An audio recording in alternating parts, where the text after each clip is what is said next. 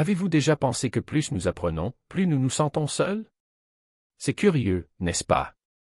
Nous imaginons que la connaissance nous rapproche, que la compréhension nous connecte davantage aux gens. Mais ce n'est pas tout à fait comme ça. En fait, cela nous éloigne. Vous vous mettez en cercle, tout le monde rit de quelque chose qui n'a aucun sens pour vous, parle de sujets qui vous semblent vides, superficiels, sans profondeur. Vous souriez, vous hochez la tête, vous faites semblant d'être là, mais à l'intérieur vous êtes ailleurs. Pensez à ce qui n'a pas été dit, aux schémas que personne ne voit, aux questions que personne n'ose poser. Et soudain il réalise, il est seul. Pas physiquement, mais d'une manière qui fait encore plus mal. C'est le prix caché de l'intelligence.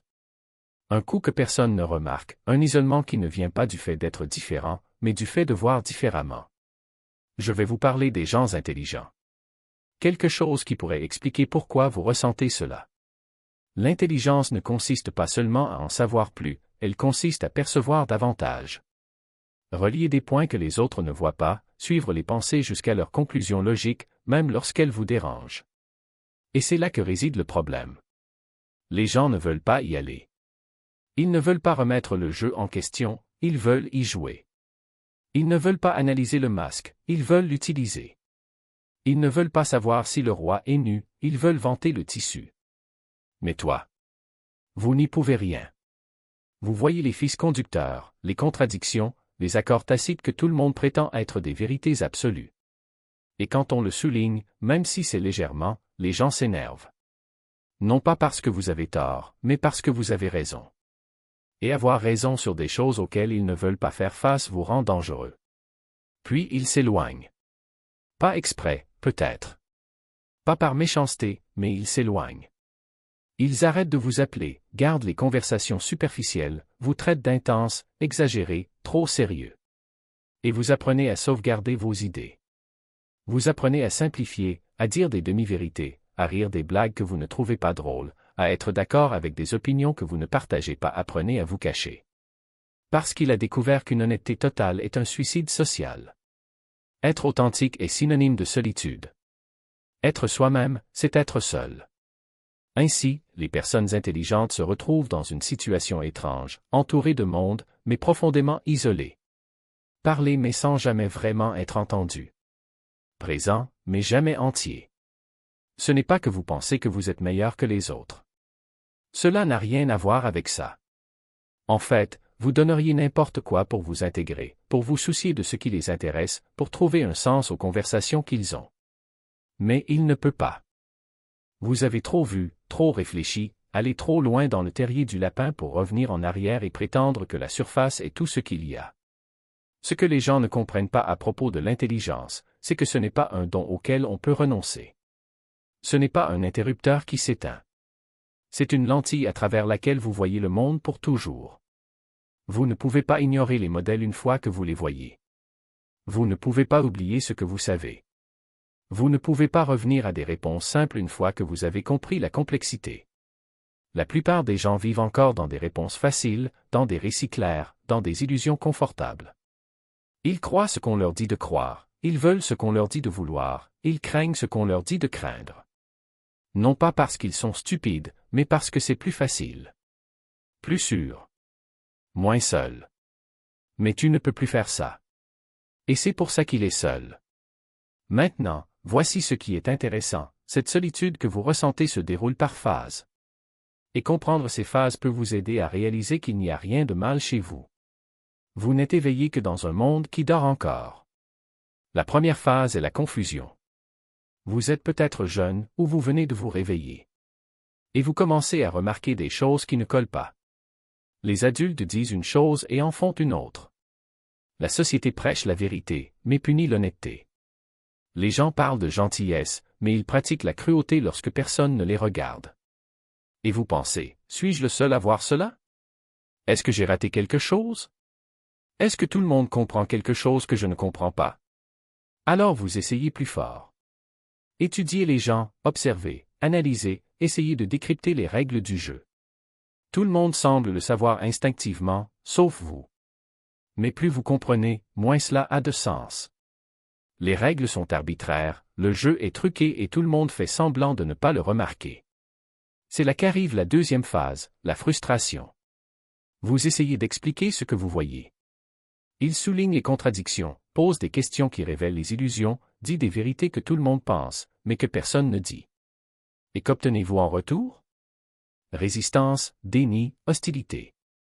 On dit que vous exagérez, que vous êtes négatif, que vous gâchez l'ambiance, que vous compliquez les choses. Et vous réalisez, ils ne veulent pas savoir. Ils ne sont pas curieux, ils ne recherchent pas la vérité, ils recherchent le réconfort. Et votre intelligence, votre honnêteté, votre clarté menacent ce confort. Ensuite, vous arrêtez de partager. Arrêtez d'essayer de vous connecter. Rassemblez-vous.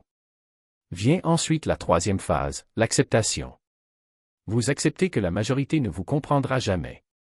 Que vos pensées sont trop complexes, trop subtiles, trop inconfortables pour une conversation informelle. Que sa profondeur sera confondue avec l'obscurité. Son silence, avec arrogance. Sa solitude, avec supériorité.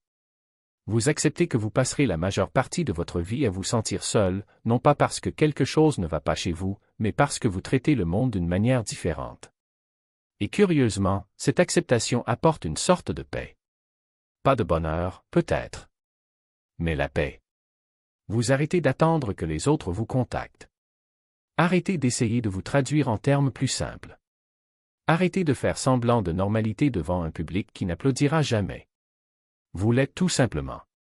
Seul, oui. Authentique, isolé peut-être. Solitaire, c'est sûr. Mais il ne ment plus. Et voici ce qui est beau dans cette phase, c'est lorsque vous commencez à trouver la vôtre. Peu de. Pas toujours. Mais parfois arrive quelqu'un qui parle votre langue, qui voit ce que vous voyez, qui n'a pas besoin d'explication parce qu'il comprend déjà. Ces liens sont rares, mais ils sont réels. Et vous découvrez qu'une vraie connexion en vaut 1000 superficielles. C'est le paradoxe de la solitude intelligente, ce qui vous éloigne de la foule vous rapproche de ceux qui comptent. Et il y a encore une chose qui pourrait complètement changer votre façon de voir cette solitude. Et si ce n'est pas un défaut? Et si votre intelligence ne vous maudissait pas d'isolement, mais vous libérait? Signifie être seul.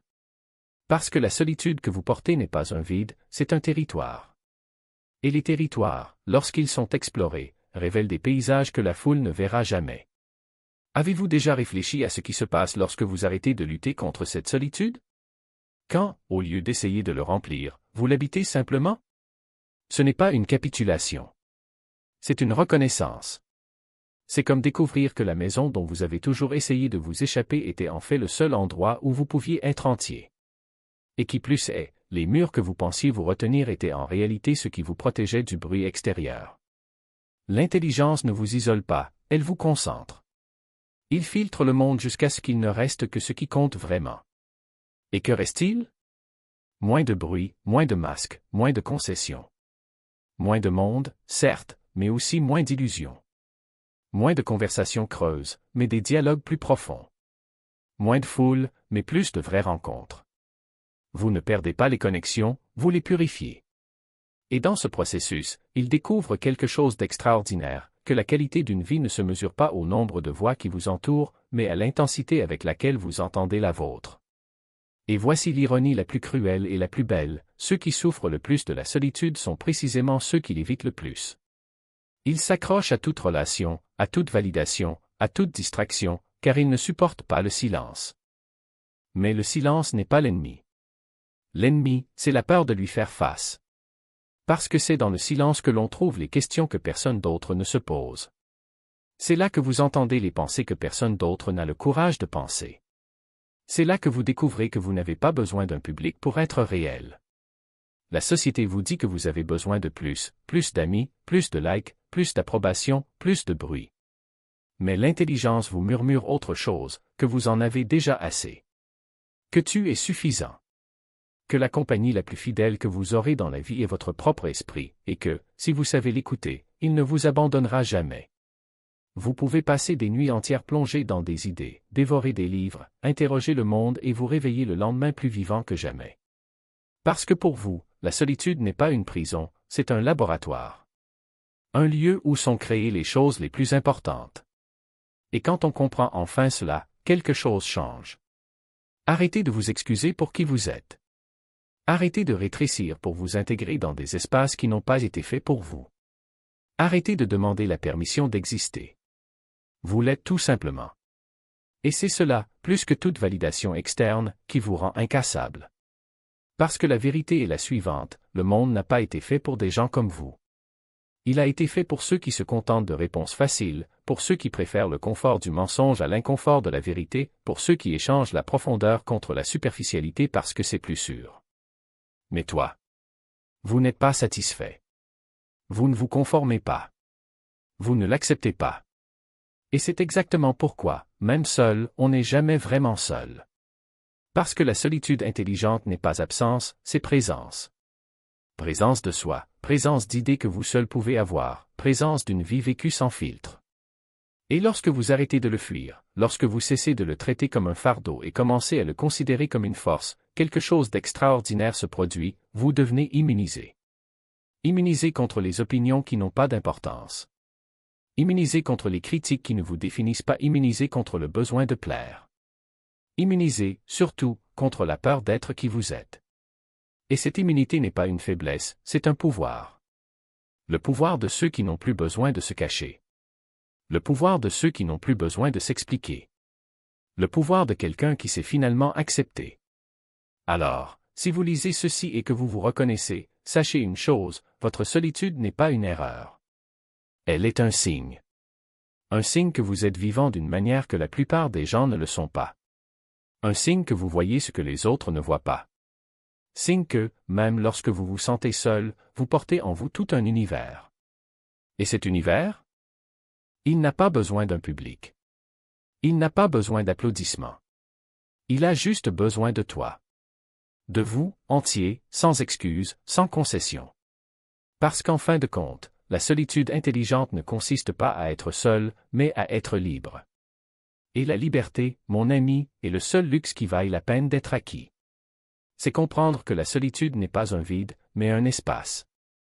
Un espace que vous seul pouvez remplir avec ce qui compte vraiment. Parce qu'au fond, la seule personne qui a besoin de vous comprendre, c'est vous-même. Et lorsque vous y parvenez, lorsque vous l'acceptez, lorsque vous embrassez cette vérité sans crainte, quelque chose d'extraordinaire se produit, vous cessez d'être seul pour toujours. Parce que la solitude intelligente n'est pas une absence, c'est un choix. C'est le courage de se dire « oui » quand le monde insiste pour dire « non ».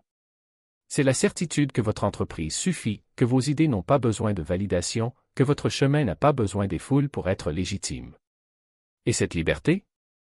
Elle n'a pas de prix. Elle est la seule chose que personne ne peut vous enlever. Alors quand la nuit arrive et que le silence vous semble pesant, rappelez-vous, vous n'êtes pas vide. Vous êtes plein de tout ce que d'autres n'ont pas eu le courage d'être. Et ça, mon ami, c'est le vrai pouvoir.